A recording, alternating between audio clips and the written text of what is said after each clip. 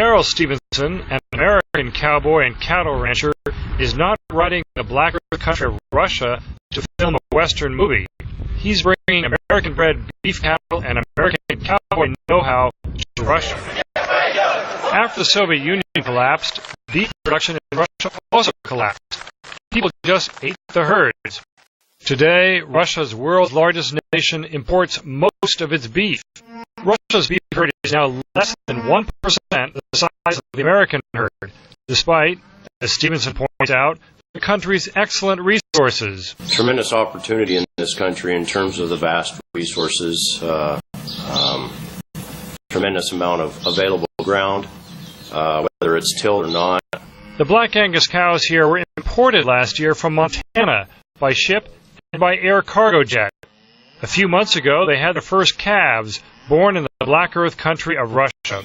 We're helping establish a local beef herd, a regional beef herd, and eventually a national beef herd. And with that comes the sidelines of educating a labor force. One of these ranch hands in the bunkhouse here is Viktor Korovkin. He grew up near here and saw outsiders come and strip assets from the village's old collective farm. When the American-Russian joint venture started here, he was hired as a guard. Now he is head ranch hand. Technology is more modern. Here the technology is all new. Some of it is imported, and some of it is ours.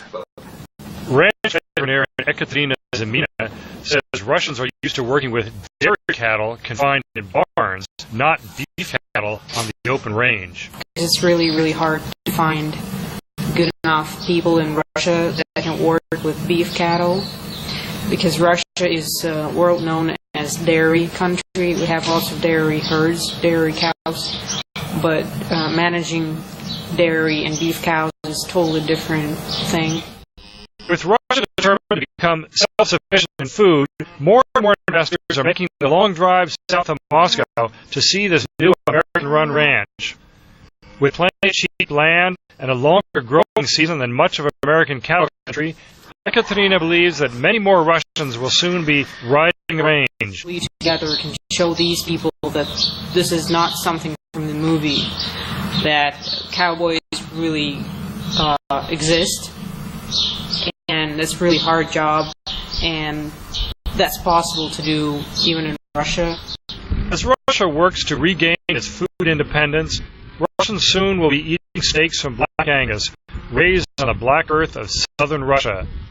James Brooke, VOA News, Shestakova, Russia.